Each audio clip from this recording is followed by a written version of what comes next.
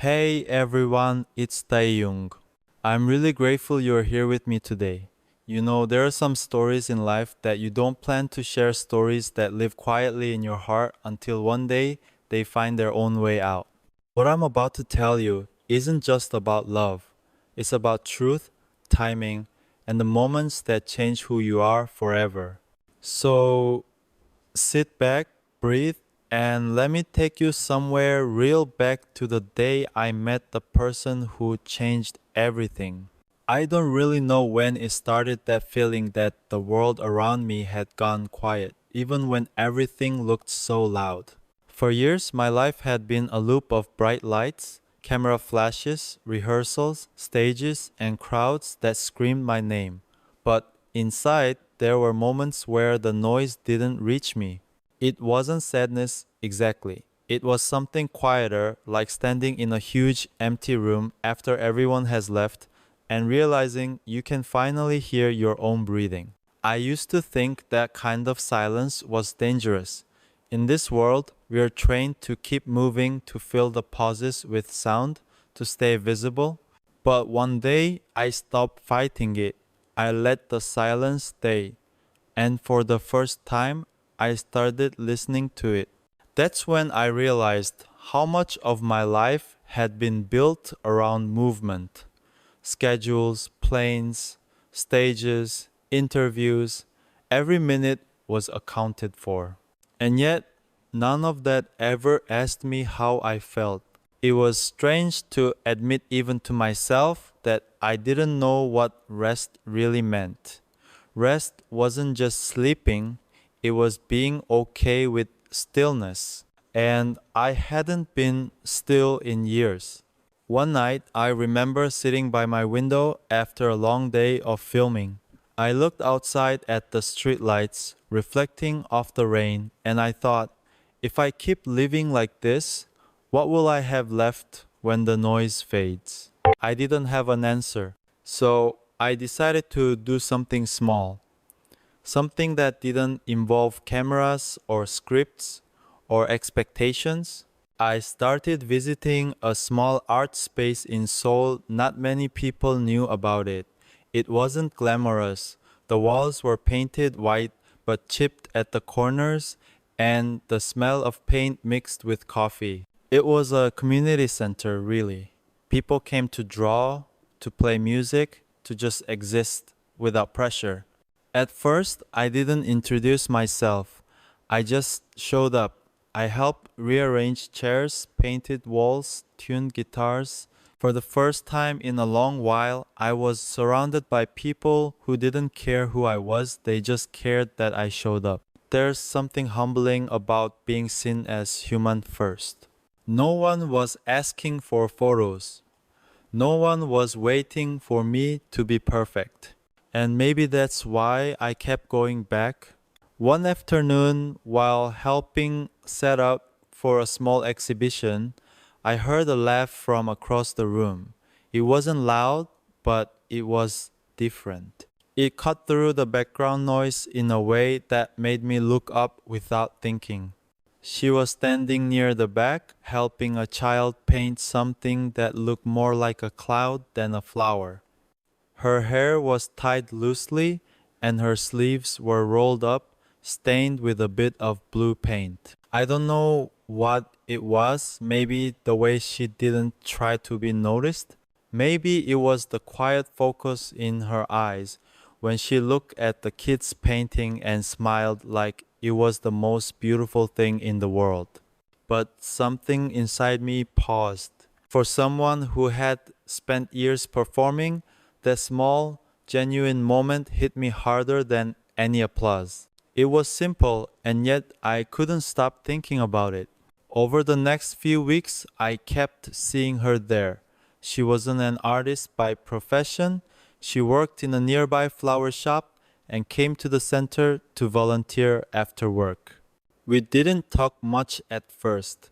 It started with small things, passing her the brushes, helping her carry supplies, joking about how bad my painting was. And yet, those quiet exchanges felt more real than entire interviews I'd done. Sometimes I'd catch myself watching how she interacted with others. She never tried to lead, but everyone naturally followed her energy. She listened more than she spoke, and somehow that made her presence magnetic. It wasn't love at first sight. It was slower, softer, like the way sunlight creeps into a dark room without asking for permission. I found myself looking forward to that small space, to the sound of paintbrushes, to her laughter, to the moments that didn't need to be perfect. And in that simplicity, I started to remember what being alive actually felt like. One evening, after the others had gone, we stayed behind to clean up.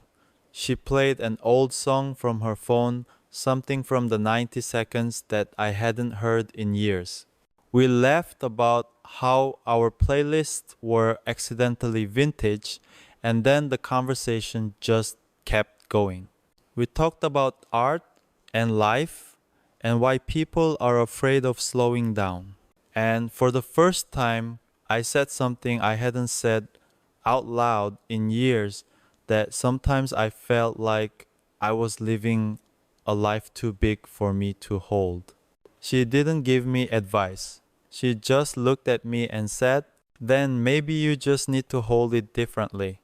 I don't know why, but that sentence stayed in my chest for days. Maybe because it was the first time someone saw me, not the version of me that the world expects to see. Looking back, I think that was the moment something inside me shifted, not like fireworks, but like a quiet sunrise. It didn't scream for attention, it just changed everything. That's how it began. That's what really happened when I met my future wife. Not a movie scene, not a fairy tale, but a moment of stillness that turned into a heartbeat I could finally hear. There's a moment that happens when someone begins to matter to you. It's quiet but undeniable. You start noticing the smallest things. The way they brush their hair behind their ear when they're thinking, the way they pause before they speak as if words are something sacred, the way they look at people really look as if they're seeing more than just faces. That's how it was with her. At first, I told myself it was just admiration. I liked that she was so comfortable being ordinary. There was nothing performative about her, nothing rehearsed.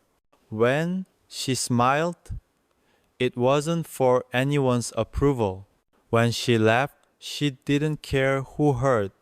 It was the kind of authenticity that felt almost foreign to me. I realized how many of my own smiles had been rehearsed, not fake, just carefully managed. That's what fame does. It teaches you to calculate even your emotions. But with her, calculation didn't exist. And I think that's what drew me in deeper. Every week, I'd find a reason to stop by the community space, even when my schedule was tight. Sometimes I'd bring coffee for the volunteers. Other times, I'd just sit near the window and listen to the noise of people living without pretense. She was always there, sometimes painting, sometimes cleaning, sometimes lost in thought. We didn't need to talk much. There was comfort in the quiet. But one day, she broke it. "Do you ever get tired of being you?" she asked suddenly while we were sorting art supplies. I froze. No one had ever asked me that. Not like that, without judgment, without curiosity for gossip. Just a question, simple and human. Sometimes I said more than I admit. She nodded like she already knew. "You always look like you're holding your breath," she said softly. "Like you forget to exhale when people are watching." That line hit me deeper than I expected. because she was right. I had spent so long holding everything in the expectations, the pressure, the image that I forgot how to just breathe. After that day, something changed between us. She didn't treat me like an idol trying to escape fame. She treated me like a man trying to learn how to exist. She didn't ask for autographs or backstage stories. Instead, she asked about what kind of books I liked, whether I had a favorite sound, what I thought heaven smelled like. Her questions were strange, yet they made me think in ways I hadn't in years. And so we built a kind of rhythm. Sometimes we'd walk home together after volunteering. The air would be cold, our breaths visible in the night. Soul at midnight feels different when you're not rushing somewhere. It feels almost shy, like it's letting you see its softer side. We'd stop by the river sometimes. She liked throwing small stones into the water just to hear the splash. It's proof that something touched the surface, she said once. I remember smiling because that's exactly how she made me feel, like I was finally touching the surface of my own life again. But love, real love, never arrives without fear. There were moments when I wondered if I should walk away. I had seen how cruel the world could be to people associated with me. I didn't want to pull her into that chaos. I didn't want her name whispered, her life dissected.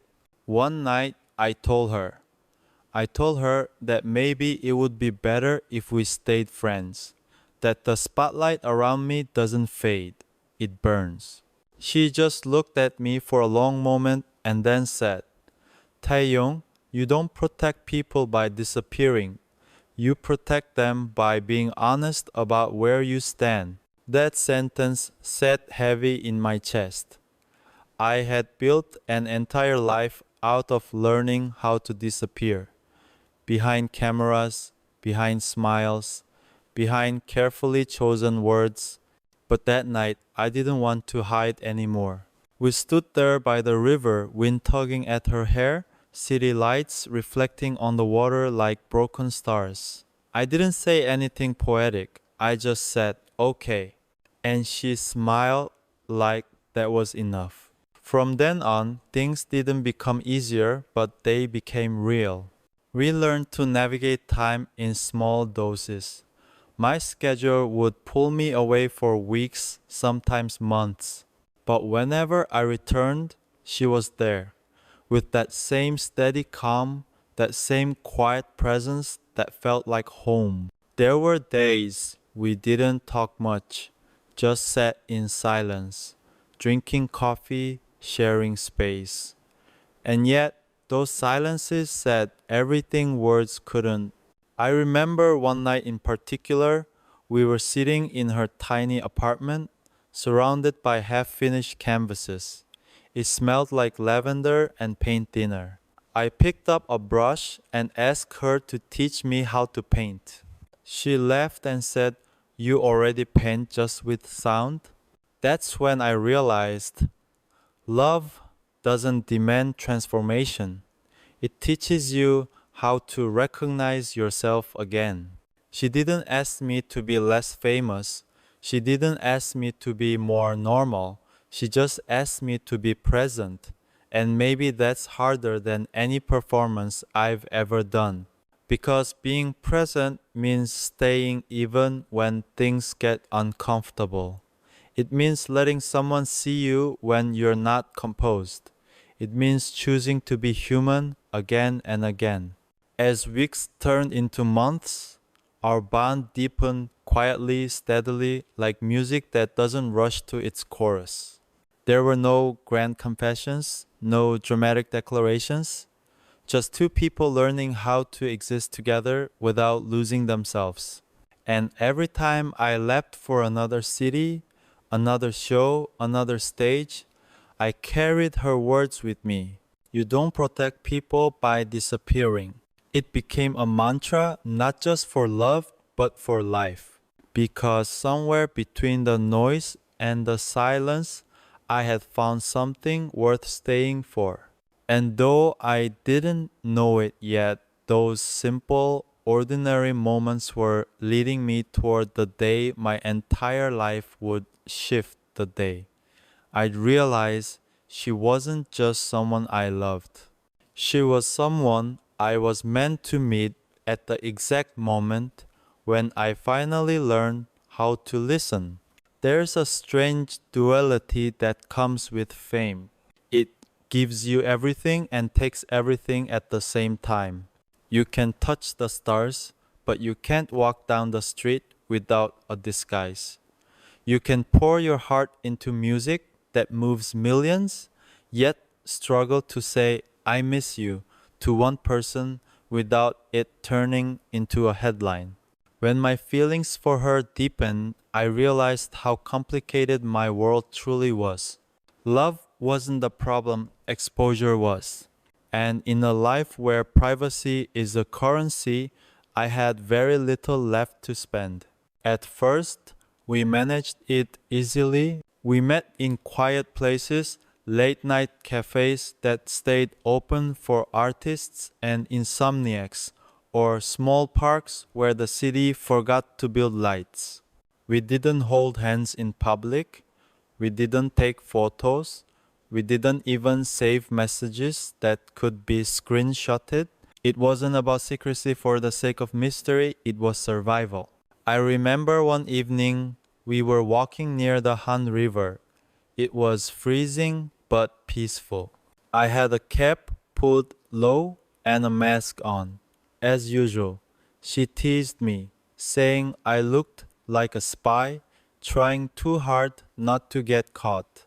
I laughed, but the truth was, I hated that she couldn't walk beside me without fear, that our love had to hide behind shadows and whispers. Do you ever get tired of pretending? She asked once, her voice gentle, not accusing. Every day, I said honestly, but if pretending means keeping this safe, I'd do it 1,000 times. She didn't say anything at first. Then she reached for my hand just for a moment, just long enough for me to feel the warmth of her fingers before letting go again. I don't need safe, she whispered. I just need honest. That line haunted me for weeks. Honesty had always been a luxury in my world, one wrapped in caution and control. I wanted to be transparent with her, but I also wanted to protect her from the chaos that came with me. It was a constant war between the man I was and the image the world demanded. And the more I tried to balance the two, the more exhausted I became. I remember a night after a world tour concert in Paris. The stage lights had dimmed, the crowd had roared its last goodbye, and I stood alone backstage, still shaking from the adrenaline. Thousands of people had screamed my name, and yet the only person I wanted to hear it from was thousands of miles away. I called her. It was past 3 a.m. in Seoul, but she answered anyway. You sound tired, she said. I am, I admitted, but it's not from the show. There was a pause, the kind of silence that understands before words do. Do you want to talk about it? She asked softly, and so I did. For an hour, I spoke not as Taehyung the performer, not as V from BTS, but as a man who was scared of losing himself again. She didn't interrupt. She just listened, the way she always did. When I finished, she said, You don't have to be strong with me. You just have to be real. It was such a simple thing to say, but it felt like the safest thing I'd heard in years. That night, I realized something. Love isn't about grand moments. It's about who you call when the lights go out. But even with all that tenderness, reality still had its way of intruding. One afternoon, rumors started surfacing online, anonymous posts, blurry photos, speculation. Someone had seen me near the community center months ago.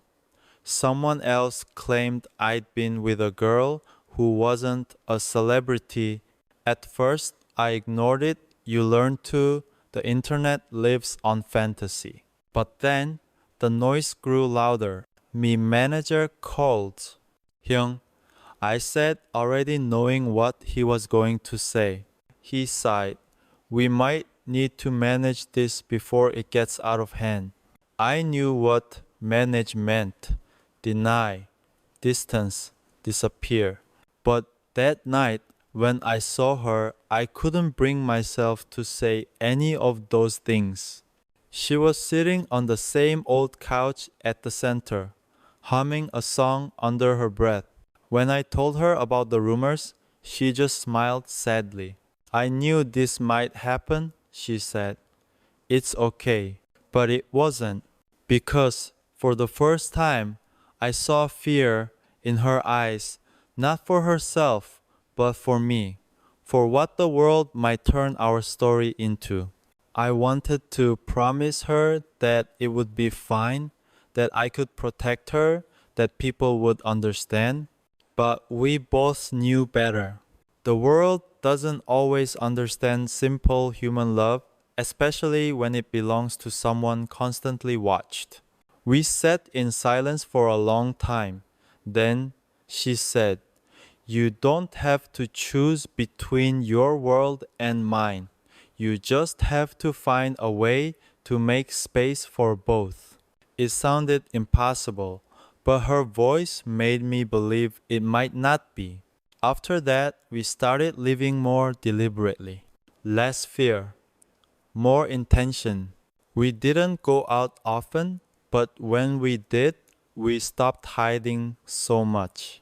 A quick walk, a quiet dinner, a shared laugh that maybe someone nearby would notice, and maybe that was okay. Because love, I learned, doesn't have to be loud to be strong. It just has to be true. And as time passed, I began to realize something else. The world only has as much power as you give it. The more I owned my truth, the less I cared about the noise. And that truth was simple. She was my calm in the chaos. But life, as always, has its own timing. And soon, something happened that neither of us saw coming, something that would test everything we had built, every promise we made, every ounce of courage it took to love in silence. It began with a single phone call, and it changed everything. I still remember the sound of that phone call, how it cut through the night like a blade through silence.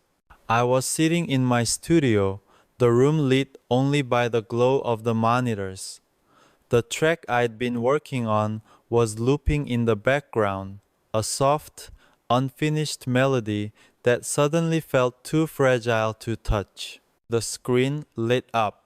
Her name, I smiled instinctively, ready to tease her for calling at midnight. But when I answered, I didn't hear her voice, at least not the way I knew it. She was crying. Taehyung. Her voice cracked, and I felt my chest tighten instantly. What happened? There was a pause, and then they found out. I didn't need her to explain. I knew exactly what she meant. The rumors that had been floating around for weeks, they weren't rumors anymore. Someone had taken photos, clear ones this time, of us walking by the river. At the center, even that night, I thought no one was watching. Within hours, the internet exploded. Headlines, hashtags, endless analysis of every expression on my face. Fans arguing, media speculating, strangers deciding what kind of man I was, all without ever knowing me. I'd been through scandals before, whispers and stories that faded as quickly as they came. But this was different because this time it wasn't just my life being dissected, it was hers. Her social media flooded, people found where she worked. Some sent her cruel messages, others accused her of chasing fame, of being a distraction, of being unworthy. And all I could think was, I did this. The next morning, I went to the company building early, before the sun, before anyone else could stop me. I walked straight into my manager's office. He looked at me with that expression, half concern, half damage control. We're already handling it, he said. The PR team is drafting a statement. What kind of statement? I asked quietly. The usual. You know, they're just close friends, or maybe he was filming a project. We can frame it however we want. I stared at him for a long moment. And then I said, no, not this time. He blinked. Taehyung? I'm not lying, I said. My voice came out firmer than I expected. Not about her. It was the first time in years I'd said no to my management like that. And it terrified me. But it also felt right. The truth was, I didn't want to protect my image anymore. I wanted to protect her, and the only way to do that was to stop pretending. Still, honesty comes with a price. That evening, I called her again. She sounded tired, her voice small. They're saying horrible things about you, she whispered. About us. I know. I didn't mean to cause trouble for you. Maybe it's better if don't, I interrupted. Don't finish that sentence. There was silence. And then, softly, I said, you didn't cause this. I did. By loving you, yes, but that's something I'll never apologize for. She didn't speak, but I could hear her breathing slow, shaky, and then she said something I'll never forget. Then don't just protect me, Tae. Protect what we have, even if it hurt. That night, I barely slept. I watched the sunrise through my studio window. The city still buzzing with headlines that didn't belong to me anymore. For the first time, I felt what it meant to truly be seen, not as an idol, but as a human who dared to love. Later that week, I posted something on Weavers. Not a statement, not an explanation, just a message. I wrote, sometimes the things we care about the most are the hardest to keep safe. But love isn't meant to hide, it's meant to heal. The fans were divided. Some supported me, others felt betrayed. But that was okay, because for once I wasn't performing, I was living, and then for a while everything went quiet. The company stepped back, the noise faded, but silence doesn't always mean peace. Behind the calm, I could feel the distance growing not from the public but between us. We stopped meeting as often. Every call felt shorter.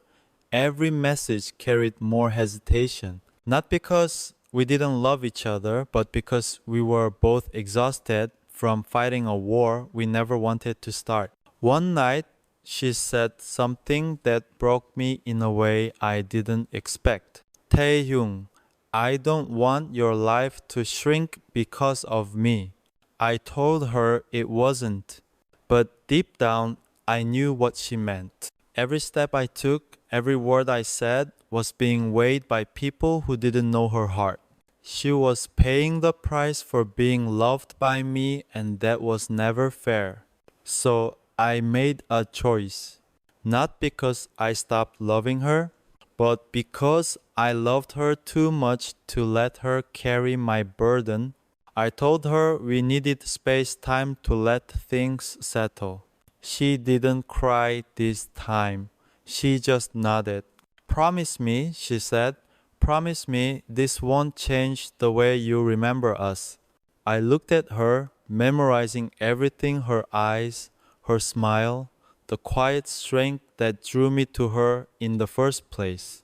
I promise, I said. We didn't say goodbye because somehow goodbye felt too final for something that had changed my life so completely. That night, I went back to my studio and sat in the dark. The same melody from before was still looping unfinished, waiting for words. So I wrote them, every note, every lyric, every ache, not for the world, not for the charts, but for her. It became a song about love that couldn't be public, about promises made in silence, about the courage it takes to walk away without losing what's real. That song was never released, but it lives in my heart, the only place where her name still echoes freely. And even now, when I hear that melody, I can still see her standing by the river, smiling under the stars before the world ever knew our secret. That was the night I understood something. Sometimes love doesn't end because it fades. Sometimes it ends because it's too beautiful for the world to understand. There's a certain silence that follows heartbreak, not the loud kind filled with tears or noise, but the stillness that seeps into everything. It's the silence in the studio after a melody stops, the quiet of a room that used to echo with laughter, the kind of silence that doesn't ask questions, it just lingers. After we parted ways, my days felt longer. I'd go through the motions, photo shoots, rehearsals, interviews, smiling when the camera light blinked red, speaking when someone cued me to. But when everything ended for the day and the world went dark, I'd return to that same small studio, the place where she and I had once laughed over bad coffee and half-written songs. The couch still had the blanket she used to fall asleep under while I worked. Her favorite mug sat on the shelf, chipped near the handle. I couldn't bring myself to throw it away. That room became my confession booth.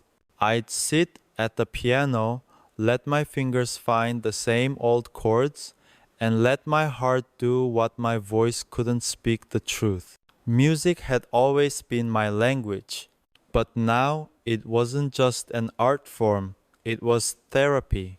Every lyric I wrote carried a piece of her, not her name, not her story, but her essence. Some songs were soft, the kind that felt like whispers in the dark. Others were painful, raw, filled with the ache of wanting something you can't touch anymore. And then there were songs that surprised me, ones that sounded like peace. Because even though the love ended, it didn't destroy me. It changed me.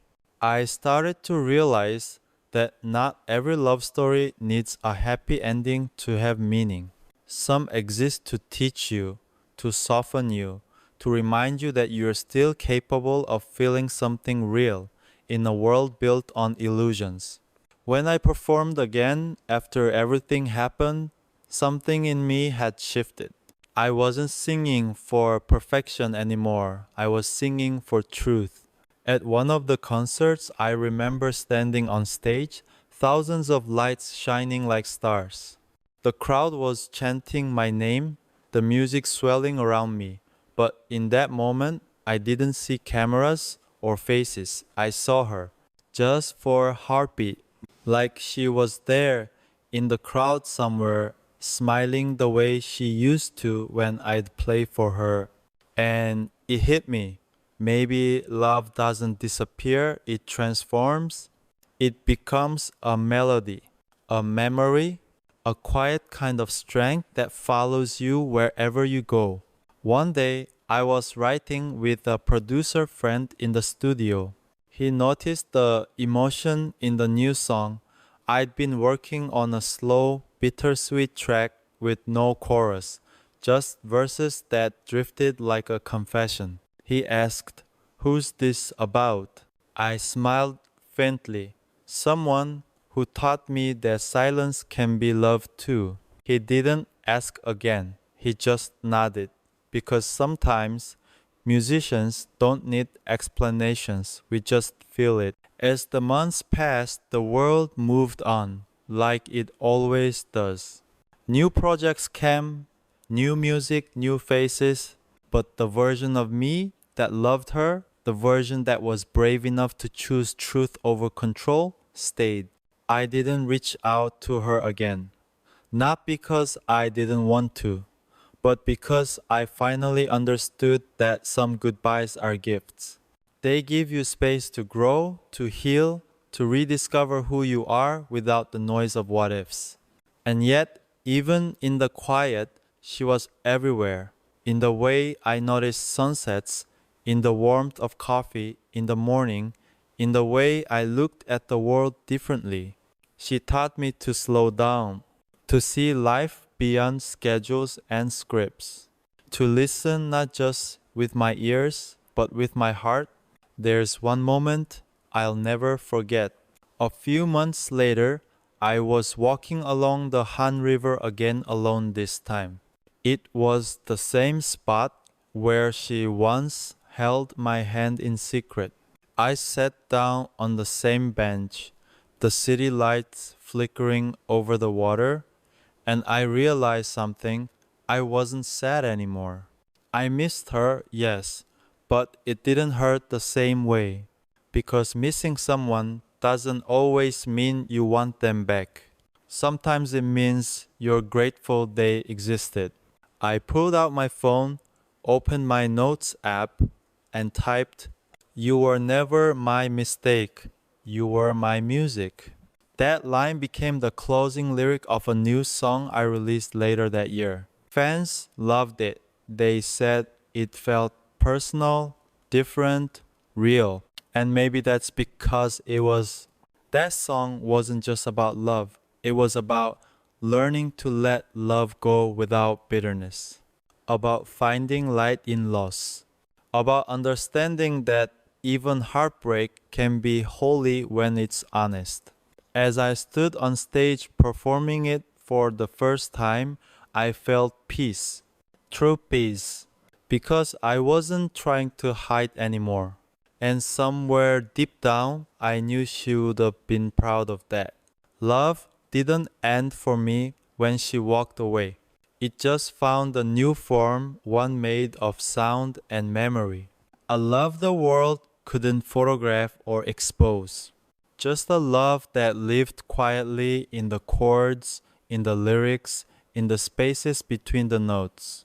That's where she'll always stay. Not as a secret, not as regret, but as music that still breathes in me.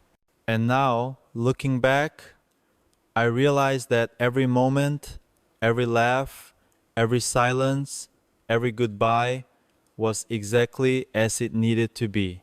I used to think love was something you had to hold on to tightly, that if you let go, it would vanish forever. But I've learned that the most beautiful kind of love doesn't end when it changes form. It lives quietly inside you, shaping the way you see the world, the way you write, the way you breathe. She taught me that without even trying. You see, fame gives you a spotlight, but it also takes away your shadows.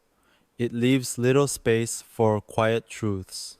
But because of her, I learned to find comfort in the unseen moments, the ones without cameras, without filters, without noise. That's where real life happens. And maybe that's the whole point of this story.